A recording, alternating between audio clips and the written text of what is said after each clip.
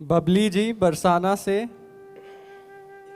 महाराज जी के चरणों में दंडवत प्रणाम। गुरुजी, मैं और मेरे माता पिता 3 साल से परेशान हैं। मेरे को एक पीपल के पेड़ से भूतनी लग गई है। वो रात को रोज 11 से 2 तक हमारे पास आती है और बहुत भयानक रूप दिखाती है। और ढाई कुछ कहती है क्या? सुनो, मैं तुझको मार दूंगी। तो तुम कहा करो मैं तुझको तार दूंगी। मैं लाडली जू की नगर की हूँ, लाडली जू की हूँ, तू कैसे मार पाएगी? बच्चा, कोई ऐसा सामर्थ्यशाली नहीं है कि लाडली जू के ग्राम में, लाडली जू के नाम में लगा हो उसे कोई भूत भूतली लग जाए। सच्ची बात यह है, इस बात को सब स्वीकार नहीं करते, कहते बाबा जी पागल है, सब भगवान ही है, उनके सिवा कोई नहीं। ये भूत प्रेत जितनी योनियां है ना, मेरा ठाकुर नाटक कर रहा है, ये बात मान लो। नामदेव जी के सामने लंबा चौड़ा भूत प्रकट हुआ, बोले आओ लंबकनाथ प्रभु आप ही आए। अले वहां भी ठल प्रकट हो गए, क्योंकि वही है। पंखे में, बल्ब में, हीटर में, फ्रिज में यंत्र के आकार के कारण उस बिजली का प्रभाव बदल गया। एक बहुत गर्म कर रहा है हीटर, और उसी बिजली से एक बहुत ठंडा कर रहा है, इतना ठंडा कर रहा है कि पानी बर्फ हो गया। एक है जीवन दान दे रहा है, छू जाओ तो जीवन ले ले, वही बिजली, बिजली में कोई अंतर नहीं।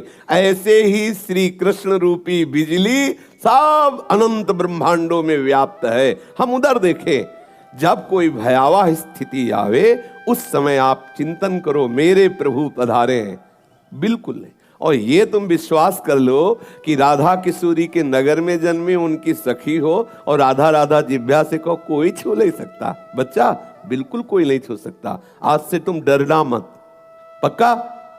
और जब तुम्हारे सामने कोई आए तो जोर से चिल्ला के कहना लाडली किशोरी राधा, फिर हमें बताना। करना तो तुम, ठीक है, ऐसा करना और फिर हमें तुम बताना। अगली बार आना, बताना भूत कैसा है, कहाँ है भूत, ठीक है? फिर हम भूत के पीछे लग जाएंगे। हम महाभूत है।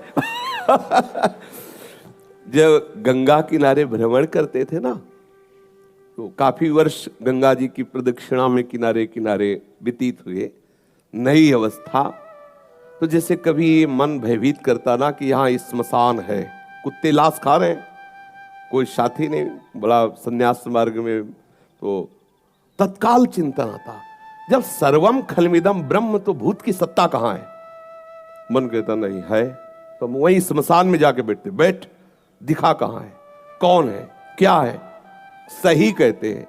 पूरा जीवन पीछे का जो सन्यास का, पूरी गंगा जी के किनारे किनारे भ्रमण करना, कुछ यमुना जी का भी किनारा इछावर आदि के लिए, महा स्मशान काशी, जहां 1000 लाश रोज रखी मिलेगी, सैकड़ों चिताएं एक साथ जलती है। भगवान भूत भावन कैलाशपति की नगरी जो महाश्मशान कहा जाता है, आप जाकर के देख लीजिए। मणिकर्णिका घाट में ऐसे लाशें रखी जैसे फूल मालाएं, और वहां चिता जलती ही रहती है। और उन्हीं घाटों पे कभी ऐसा नहीं हुआ कि भय लगे। भय तब है जब आप स्वीकार कर लो। अभी आपको भयभीत कर दे कि वो जरा सी हवा लगी पर भूत, भय। आप देख लो, बिना मतलब के भूत आ जाएगा आपके दिल, आवाज भी आने लगेगी। ये मनीराम बहुत विचित्र है, आपको बिल्कुल लगेगा कि वो कहीं कोई ऐसा नहीं। एक योनि है, भूत योनि है, जो कर्म बिगड़ जाने के कारण, जैसे धुंधकारी प्रेत योनि को प्राप्त, ऐसी योनि है। वो अपना कल्याण करने के लिए भगवत भक्तों के सामने आते हैं, भयभीत करने के लिए नहीं। जैसे भाई जी से हनुमान प्रसाद पोद्दार जी समुद्र के किनारे बैठे हुए नाम जप कर रहे थे, तो देखा कि एक पारसी पोशाक धारण किए हुए कोई सम्माननीय व्यक्ति खड़ा है। तो भाई जी माला पूरा किए, बोले साहब बैठ जाइए। तब वो ऐसे सांस ली और बोले आप बोले तो मेरे को हिम्मत पड़ी, डरना नहीं। तो भाई जी ने कहा हम क्यों डरेंगे? बोले मैं पुरुष नहीं हूं, मैं भूत हूं। तो एक बार तो भूत सुन करके लगता है कि भूत, तो भाई जी ने कहा कोई बात नहीं, भूत है तो आप यहाँ क्यों आए हैं? तो उनका, मुझे पता है कि यदि आप चाह लोगे तो मेरा उद्धार हो जाएगा। तो उनका आप बताइए फिर आपका उद्धार कैसे होगा?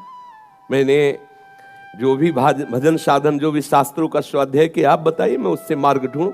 तो उनका गीता पढ़ने से मेरा उद्धार नहीं होगा क्योंकि गीता मुझे कंठस्थ है, भागवत पढ़ने से मेरा उद्धार नहीं होगा क्योंकि भागवत मुझे कंठस्थ है, मैं कोई साधारण प्रेत नहीं हूं, मैं प्रेत लोक में भी बड़े सम्मान से रहता हूं, थोड़ी बात बिगड़ गई है इसलिए मैं प्रेत योनि को बन गया हूं।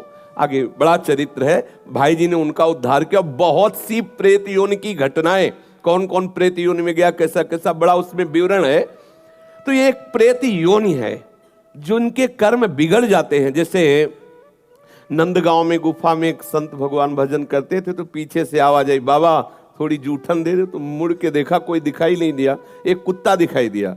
फिर आवाज आई, बाबा सुना ना है, थोड़ा जूठन दे दो। फिर मुड़े, बोले कौन हो? तो बोले ये जो कुत्ता दिखाई दे रहा, मैं कुत्ता नहीं हूं, मैं प्रेत हूं। और तुम प्रेत हो, कैसे आए? बोले मैं नंदगांव में नंदालय में ठाकुर सेवा करता था, ठाकुर जी के लिए अमनिया भोग आया, बिना भोग लगाए उसका प्रयोग कर लिया, उस अपराध के कारण मैं प्रेत बना हूं। मैं तुम्हारे पीछे कुत्ता का रूप धारण करके इसीलिए आ रहा हूं कि यदि तुम थोड़ी रोटी खा के जूठन दे दो तो मेरा अपराध खत्म हो जाए और मैं मुक्त हो जाऊं। बाबा ने कहा तुरंत लो, तो संत जन कृपालु। तो ऐसा होता है, कोई न कोई कर्म बिगड़ जाने से ऐसी स्थिति आती। पर यह विश्वास रखना, हम अपने जीवन के अनुभव की बात कहते, ऐसे टच नहीं कर सकता कोई। त्रिभुवन में चाहे जितना बड़ा ब्रह्म राक्षस वेताल कोई भी हो, कोई स्पर्श नहीं कर सकता। यदि आप नाम जापक हैं, चाहे वो राधा नाम, कृष्ण नाम, कोई नाम जप कर रहे हो, नाम जापक को स्पर्श नहीं कर सकता। ऐसे कई घटनाओं में हमको दिखाई दिए हैं, ऐसा देखा है। वो निर्भय होकर, कोई भय नहीं लगा, ऐसा देखा। जैसे एक बार 3 बजे हम शौच के लिए कमंडल उठाया, तो जंगल में जाना होता था, कोई शौचालय की ऐसा, वो तो अभी कुछ वर्षों से शौचालय का ऐसी व्यवस्थाएं बनी नहीं। तो ग्रामीण आदि देशों में कहीं शौचालय पूरे नगर में नहीं होती थी, वो तो अभी व्यवस्थाएं हुई। तो कमंडल लेकर शौच के लिए निकले, तो देखा कि गांव के बाहर एक नववधू लोटा लिए शौच के लिए जा रही। तो हम खड़े हो गए कि ये जिस दिशा को जाए उससे विपरीत दिशा में हम, वो खड़ी हो गई। फिर विचार किया कि हमें लगता है ये यहीं शौच में बैठना चाहती, तो हमने रफ्तार बढ़ाई। जब रफ्तार बढ़ाई तो देखा कुछ दूर आगे जा रही, तो लगा कि ये तो पीछे खड़ी थी, आगे। हमारा ये था कि हम कभी डरने वाली स्थिति में अपने को नहीं खड़ा करते हैं। हमारे मन में आया नहीं नहीं, ये मेरा भ्रम है, वो हमसे आगे निकल गई होगी। जब वो आगे गई तो हम पीछे मुड़े, तो देखा हमारे दूसरे रास्ते में खड़ी। अब हमें पक्का विश्वास हो गया कि ये कोई स्त्री नहीं है, कोई पतित आत्मा है जो इस रूप में है। तो जोर से भगवान नाम उच्चारण, खत्म किया, ना कोई भय और ना वो हमें दोबारा दिखाई दी। एक बार ऐसा हुआ कि सैमसी में जहां गुरु आश्रम है, तो एक खंडेर था, और हमें खंडेर बहुत प्रिय है शुरू से। ऐसा मतलब बिगड़ेल स्थान, पुराना वृक्ष या ऐसे कोई कुटिया, ऐसे पहले संन्यास मार्ग में ऐसे रहना अच्छा लगता था कि जहाँ जिसका किसी काल। तो रात्रि में उस खंडहर में जाकर के लेटे, वहाँ के लोगों ने रोका, आश्रम वाले लोगों ने, वहाँ मत जाइए। हम सोचा आश्रम के कई लोग यहाँ लेटते हैं तो बातचीत करेंगे, इसलिए एकांत।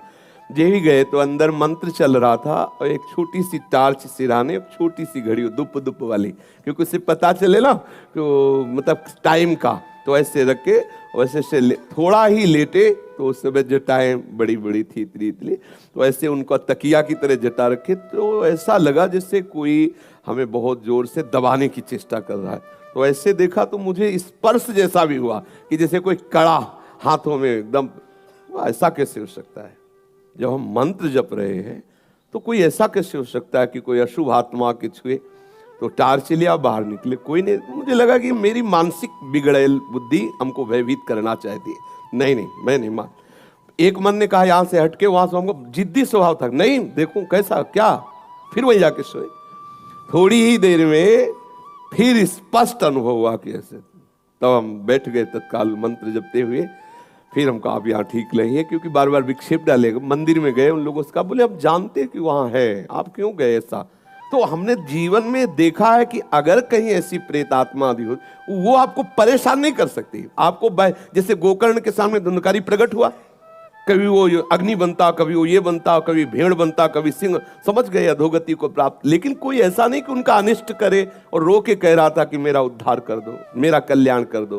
तो ये प्रेत आत्माएं भगवत धाम वासी, भगवान नाम जापक, वैष्णवों के प्रति अपना कल्याण करने के लिए आती है। किसी को भी कभी घबराना नहीं चाहिए। यदि कभी ऐसी परिस्थिति हो तो उच्च स्वर से नाम कीर्तन करने लगना, विश्वास करना, तुम्हें छू नहीं सकता कोई। ये हम इसलिए सत्ता नहीं मानते। जैसे कभी कोई प्रश्न करता है तो कह देते मेरे भगवान ही भूत रूप में आए। ये एक स्थिति है, एक भावना की स्थिति जो सत्य भावना है। वासुदेवा सर्वमिति, तो सब प्रभु ही है और सच्ची बात सब प्रभु ही है। लेकिन ये जो अगर हम उस स्थिति को नहीं पहुंचे तो पक्का समझ लो कि अगर प्रेत योनि का कोई भी जीव तुम्हारे सामने आता है और तुम भगवान नाम जप कर रहे हो तो तुम्हें कभी परास्त नहीं कर सकता।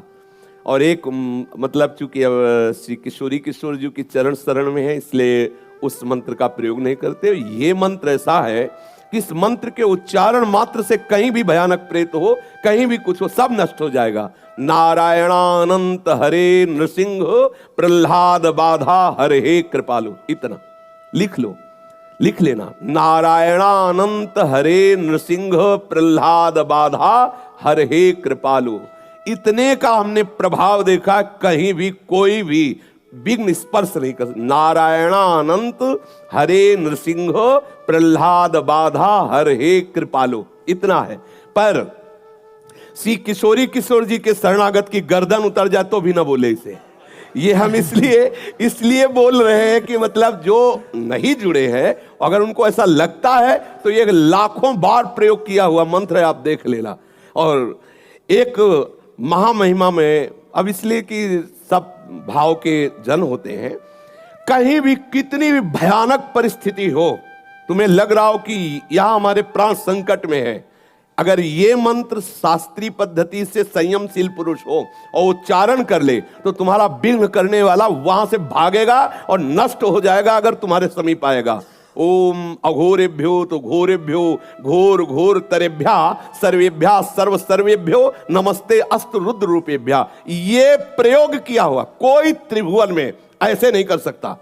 अगर इसका प्रयोग हो जाए वैसे कर दे वो तो वहीं नष्ट मिलेगा। पर इन मंत्रों को जागृत किया जाता है, इन मंत्रों को सिद्ध किया है, वो संन्यास मार्ग की पद्धति हो। यहां तो बोलो जय श्री राधे, बस इतने में हो गया। कोई छूने वाला, कोई मंत्र याद करने की जरूरत है। हमारी राधा किशोरी के चरणों के गुलाम बनवारी है ना, और बनवारी के गुलाम अनंत ब्रह्मांडों के सब लोकपाल हैं, सब शक्तियां हैं। इसलिए अपने को कोई डरने की बात नहीं, अपने तो श्री राधा राधा राधा बोले बस इतने से। जहां कहीं भय लगे तो उस समय ना भयभीत होना, ना मौन रहना, चिल्ला के बोलना राधा राधा राधा राधा, ठाकुर वहीं खड़ा मिलेगा। और जहां ठाकुर हो वहां किसी की और ठकुराई चल नहीं सकती, इसलिए निश्चिंत रहे।